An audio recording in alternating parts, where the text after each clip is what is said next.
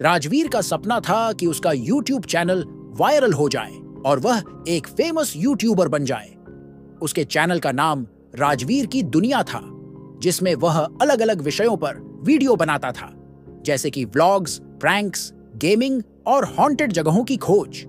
धीरे धीरे उसका चैनल लोकप्रिय हो रहा था, लेकिन वह चाहता था कि एक ही झटके में उसके चैनल पर मिलियन सब्सक्राइबर्स हो जाएं। एक दिन राजवीर अपने दोस्त आदित्य से मिला, जो उसके साथ कॉलेज में पढ़ता था और खुद भी एक यूट्यूबर था।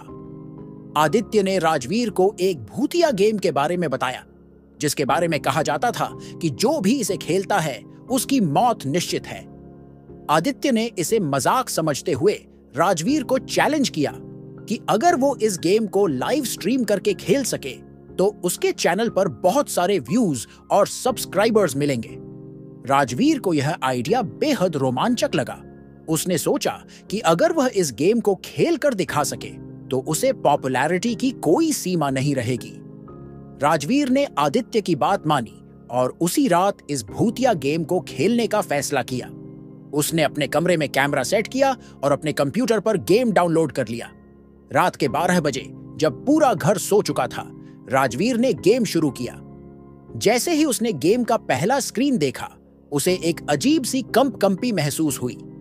स्क्रीन पर एक डरावना चेहरा था जो उसे सीधे देख रहा था। राजवीर ने अपनी हिम्मत बटोरी और खेलना शुरू किया। गेम की शुरुआत में ही उसे एक भूतिया घर में घुसना पड़ा। घर का दरवाजा पुराने लकड़ी का था, जिस पर काले रंग से कुछ निशान बने हुए थे। राजवीर ने दरवाजा खोला और अंदर कदम रखा। अंदर का माहौल बेहद डरावना था। हर तरफ धूल और जालों का बसेरा था। दीवारों पर अजीब अजीब चित्र बने हुए थे, जो कि देखने में बेहद भयानक लग रहे थे। राजवीर ने अपने दर्शकों को लाइव स्ट्रीम के जरिए बताया कि वह अब इस घर की छानबीन करेगा और पता लगाएगा कि इसमें क्या रहस्य छुपे हैं। उसने अपने दर्शकों को और भी अधिक रोमांचित करने के लिए कुछ डरावनी कहानियां भी सुनाई, जो उसने पहले सुनी थीं। घर के पहले कमरे में राजवीर ने एक पुरानी अलमारी देखी। उसने अलमारी का दरवाजा खोला तो उसमें से एक पुरानी किताब गिरी। किताब का कवर काले रंग का था और उस पर लाल रंग से कुछ लिखा हुआ था। राजवीर ने किताब उठाई और उसे पढ़ने लगा। किताब के पहले पन्ने पर लिखा था, जो इस किताब को खोलेगा वह अपनी मौत को बुला रहा है। राजवीर ने इसे मजाक समझते हुए पढ़ना जारी रखा। जैसे जैसे वह पन्ने पलटता गया, वैसे वैसे उसे अजीब अजीब आवाजें सुनाई देने लगीं। कभी किसी के रोने की आवाज तो कभी किसी के हंसने की आवाज। राजवीर को लगा कि यह सब गेम का हिस्सा है और उसने इसे नजरअंदाज किया। अचानक उसके कंप्यूटर की स्क्रीन पर एक संदेश आया, तुम्हारी मौत करीब है। राजवीर ने इसे एक मजाक समझा और आगे बढ़ता गया। अगले कमरे में उसने एक पुरानी ताबूत देखी। ताबूत के ऊपर कुछ अजीबोगरीब निशान बने हुए थे। राजवीर ने ताबूत का ढक्कन खोला तो उसके अंदर से एक भूतिया चेहरा बाहर निकला और जोर से चिल्लाया। राजवीर का दिल तेजी से धड़कने लगा, लेकिन उसने हिम्मत नहीं हारी। जैसे ही वह ताबूत से पीछे हटा, उसे लगा कि कोई उसके पीछे खड़ा है। उसने पीछे मुड़कर देखा तो उसे एक परछाई दिखाई दी। वह परछाई धीरे धीरे उसकी ओर बढ़ने लगी। राजवीर ने घबराते हुए अपनी स्क्रीन की ओर देखा और गेम को बंद करने की कोशिश की, लेकिन उसका कंप्यूटर हैंग हो गया। उसकी स्क्रीन पर एक और संदेश आया, तुम्हारी मौत अब निश्चित है। राजवीर का चेहरा पसीने से तर हो गया। उसने मदद के लिए चिल्लाना शुरू कर दिया, पर उसकी आवाज सुनने वाला कोई नहीं था। वह परछाई अब उसके बेहद करीब आ गई थी और उसने राजवीर को अपनी गिरफ्त में ले लिया। राजवीर की चीखें गूंजने लगी और उसकी स्क्रीन काली हो गई। अगले दिन जब राजवीर के दोस्त आदित्य और बाकी लोग उसके घर पहुंचे तो उन्होंने देखा कि राजवीर अपने कंप्यूटर के सामने बेहोश पड़ा हुआ था। उसके चेहरे पर खौफ साफ दिख रहा था और उसके हाथों पर खून के निशान थे। उसकी मौत की वजह का कोई पता नहीं चल पाया, लेकिन उसके YouTube चैनल पर उस भूतिया गेम की लाइव स्ट्रीमिंग का वीडियो जरूर मिला, जो उसकी आखिरी याद बनकर रह गया। वीडियो में राजवीर की चीखें और डरावनी घटनाएं साफ सुनी जा सकती थीं। यह वीडियो तेजी से वायरल हो गया और लाखों लोगों ने इसे देखा। राजवीर का सपना तो पूरा हो गया, लेकिन उसकी कीमत उसे अपनी जान देकर चुकानी पड़ी। उसकी मौत की रहस्यमयी कहानी ने सभी को झकझोर कर रख दिया और उसे हमेशा के लिए एक भूतिया गेम का शिकार बना दिया। राजवीर की मौत के बाद उसके दोस्त और परिवार वाले बेहद सदमे में थे। किसी को समझ नहीं आ रहा था कि आखिर ऐसा क्या हुआ जो राजवीर की जान चली गई। उसकी मौत के बाद से उसके घर में अजीब घटनाएं होने लगीं। घर के कमरे में चीजें अपने आप हिलने लगीं। रात के समय अजीब अजीब आवाजें सुनाई देने लगीं और घर के अंदर एक अजीब सी गंध फैल गई थी। राजवीर के दोस्त आदित्य ने उसकी मौत की जांच करने का फैसला किया। उसने राजवीर के कंप्यूटर की जांच की और उस भूतिया गेम के बारे में और जानकारी जुटाने की कोशिश की। आदित्य को पता चला कि यह गेम इंटरनेट पर बेहद कम लोगों के पास उपलब्ध था और इसके बारे में बहुत कम जानकारी थी। आदित्य ने यह भी पाया कि इस गेम को खेलने वाले अधिकतर लोग या तो गायब हो चुके थे या फिर उनकी रहस्यमयी मौत हो चुकी थी। आदित्य ने राजवीर के परिवार से बात की और उन्हें आश्वासन दिया कि वह इस रहस्य को सुलझाने की पूरी कोशिश करेगा। आदित्य ने राजवीर के चैनल पर वीडियो अपलोड किया और अपने दर्शकों से भी इस मामले में मदद मांगी। आदित्य ने उस गेम को फिर से डाउनलोड किया और खुद खेलने का फैसला किया ताकि वह राजवीर की मौत की वजह पता लगा सके। उसने राजवीर के कमरे में ही बैठकर गेम खेलना शुरू किया। जैसे ही गेम की पहली स्क्रीन आई, आदित्य को वही डरावना चेहरा दिखा जो राजवीर को दिखा था, लेकिन आदित्य ने खुद को संभाला और आगे बढ़ा। पहले दरवाजे के पीछे आदित्य ने वही पुरानी अलमारी देखी और किताब उठाई।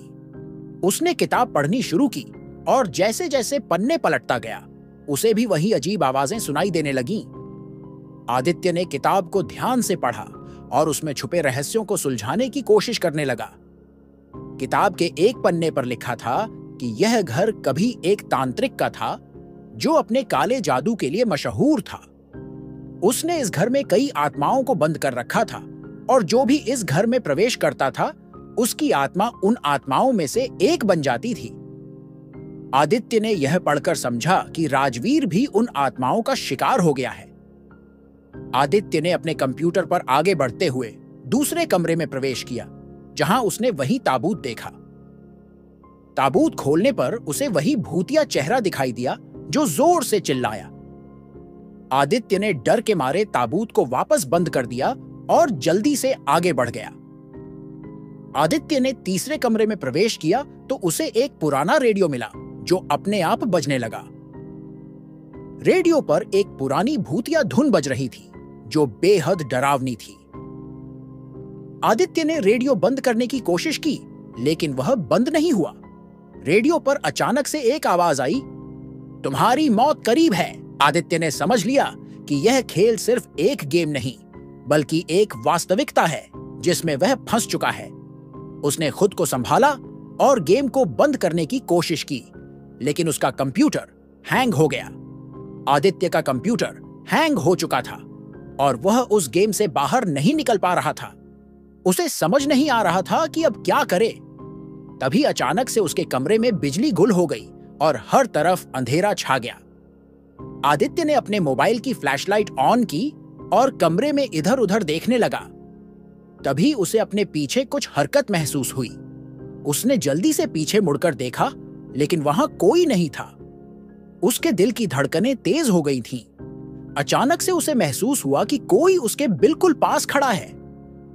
उसने अपना मोबाइल घुमाया तो देखा कि एक डरावनी परछाई उसकी ओर बढ़ रही है। वह तुरंत अपने बिस्तर से कूद गया और दरवाजे की ओर भागा, लेकिन दरवाजा अंदर से बंद हो चुका था और उसे खोलने की सारी कोशिशें नाकाम रहीं। आदित्य ने घबराते हुए खिड़की की ओर देखा, लेकिन वह भी बंद थी। अब उसके पास कोई रास्ता नहीं बचा था। तभी उसके मोबाइल पर एक मैसेज आया, तुम्हारी मौत तय है, इसे स्वीकार कर लो। यह पढ़कर आदित्य के होश उड़ गए। उसने मैसेज भेजने वाले का नंबर देखा, लेकिन वह अनजान नंबर था। आदित्य ने अपने मोबाइल से दोस्तों को फोन करने की कोशिश की, लेकिन उसका नेटवर्क पूरी तरह से गायब था। अब उसके पास एक ही विकल्प बचा था और वह था इस डरावने खेल का सामना करना। उसने अपने कंप्यूटर की स्क्रीन की ओर देखा जो अब भी काली थी। आदित्य ने हिम्मत जुटाकर कंप्यूटर की ओर कदम बढ़ाया। जैसे ही वह कंप्यूटर के पास पहुंचा, स्क्रीन पर फिर से वही भूतिया चेहरा उभर आया। इस बार चेहरा और भी भयानक लग रहा था। चेहरे ने आदित्य से कहा, तुम्हारा समय समाप्त हो चुका है, अब तुम भी इसी घर का हिस्सा बन जाओगे। आदित्य ने चीखते हुए कहा, नहीं, मैं हार नहीं मानूंगा। उसने कंप्यूटर की ओर झपटा और उसे बंद करने की कोशिश की, लेकिन कंप्यूटर ने उसे जोर का झटका दिया और वह पीछे गिर पड़ा। उसकी आंखों के सामने अंधेरा छा गया और वह बेहोश हो गया। जब आदित्य को होश आया तो उसने खुद को एक अजीब जगह पर पाया। वह वही भूतिया घर था, लेकिन इस बार वह वास्तव में उस घर के अंदर था। हर तरफ अंधेरा और सन्नाटा पसरा हुआ था। आदित्य ने खुद को उठाया और इधर-उधर देखने लगा। उसे समझ नहीं आ रहा था कि वह इस घर में कैसे आ गया। आदित्य ने अपने चारों ओर देखा तो उसे वही पुरानी अलमारी, ताबूत और रेडियो दिखाई दिए। उसने समझा कि वह अब गेम की दुनिया में आ चुका है और उसे यहां से निकलने का कोई रास्ता खोजना होगा। उसने हिम्मत जुटाई और आगे बढ़ा। आदित्य ने जैसे ही अगले कमरे में कदम रखा, उसे वहां एक छोटी बच्ची दिखाई दी। बच्ची के चेहरे पर भयानक घाव थे और उसकी आंखें लाल हो रही थीं। बच्ची ने आदित्य की ओर देखते हुए कहा, तुम्हें यहां से कोई नहीं बचा सकता। आदित्य ने डरते हुए पूछा, तुम कौन हो? बच्ची ने कहा, मैं भी तुम्हारी तरह इस गेम का शिकार हूं। मुझे भी इसी तरह यहां खींच लिया गया था और अब मैं कभी बाहर नहीं जा सकूंगी। तुम भी अब इस घर का हिस्सा बन चुके हो। आदित्य ने समझा कि उसे यहां से निकलने के लिए कुछ करना होगा, वरना वह भी हमेशा के लिए इस घर में फंसा रह जाएगा। आदित्य ने बच्ची से पूछा, क्या यहां से निकलने का कोई रास्ता है? बच्ची ने कहा, हां, एक तरीका है। इस घर में एक प्राचीन ताबीज है जिसे पहनकर तुम इस घर से बाहर जा सकते हो, लेकिन वह ताबीज यहां की आत्माओं द्वारा सुरक्षित रखा गया है और उसे पाना बेहद कठिन है। आदित्य ने निश्चय किया कि वह उस ताबीज को ढूंढेगा और इस भयानक जगह से बाहर निकलेगा। उसने बच्ची से ताबीज के बारे में और जानकारी ली और फिर उसकी खोज में निकल पड़ा। आदित्य ने पूरे घर की छानबीन शुरू कर दी। उसने हर कमरे में जाकर ताबीज को ढूंढना शुरू किया, लेकिन हर कमरे में उसे अजीब अजीब घटनाओं का सामना करना पड़ा। कभी दरवाजे अपने आप बंद हो जाते तो कभी चीजें हवा में उड़ने लगती। आदित्य का दिल तेजी से धड़क रहा था, लेकिन उसने हिम्मत नहीं हारी। आखिरकार आदित्य को एक पुराने ताबूत के नीचे वह ताबीज मिल ही गया। ताबीज बेहद पुराना और रहस्यमय दिख रहा था। आदित्य ने जल्दी से ताबीज को उठाया और उसे पहन लिया, लेकिन जैसे ही उसने ताबीज पहना, उसे लगा कि पूरा घर हिल रहा है। दीवारों पर बने चित्र जीवित हो गए और भूतिया आवाजें और तेज हो गईं। आदित्य ने अपनी सारी हिम्मत जुटाकर ताबीज को कसकर पकड़ा और कमरे से बाहर निकलने की कोशिश की। तभी उसे महसूस हुआ कि उसके पीछे कोई आ रहा है। उसने पीछे मुड़कर देखा तो वही भूतिया चेहरा उसकी ओर बढ़ रहा था। आदित्य ने तेजी से दौड़ लगाई और दरवाजे की ओर भागा। आदित्य ने दरवाजे को जोर से धक्का दिया और बाहर निकलने की कोशिश की, लेकिन दरवाजा नहीं खुला। पीछे से भूतिया चेहरे की आवाजें और करीब आ रही थीं। आदित्य ने अपनी पूरी ताकत लगाई और आखिरकार दरवाजा खोलने में सफल हुआ। वह तेजी से बाहर निकला और दरवाजा बंद कर दिया। बाहर निकलते ही आदित्य ने देखा कि वह अपने कमरे में वापस आ चुका था। उसका कंप्यूटर बंद हो चुका था और हर तरफ सन्नाटा था। उसने जल्दी से ताबीज को उतारा और राहत की सांस ली। उसे समझ आ गया था कि वह मौत के मुंह से वापस आया है। आदित्य ने राजवीर की मौत का रहस्य सुलझा लिया था। उसने ताबीज को संभाल कर रखा और राजवीर के परिवार को सब कुछ बताया। राजवीर की आत्मा को शांति देने के लिए आदित्य ने एक पंडित को बुलवाया और घर में पूजा करवाई। उस भूतिया गेम का वीडियो और राजवीर की लाइव स्ट्रीमिंग का वीडियो आदित्य ने इंटरनेट से हटा दिया ताकि कोई और उस खतरनाक गेम का शिकार न बन सके। आदित्य ने अपनी जिंदगी में एक बड़ा सबक सीखा और उसने यह तय किया कि वह अब कभी ऐसे खतरनाक चैलेंज नहीं लेगा। राजवीर की मौत ने सभी को झकझोर कर रख दिया था, लेकिन उसकी कहानी ने आदित्य को एक नई राह दिखाई।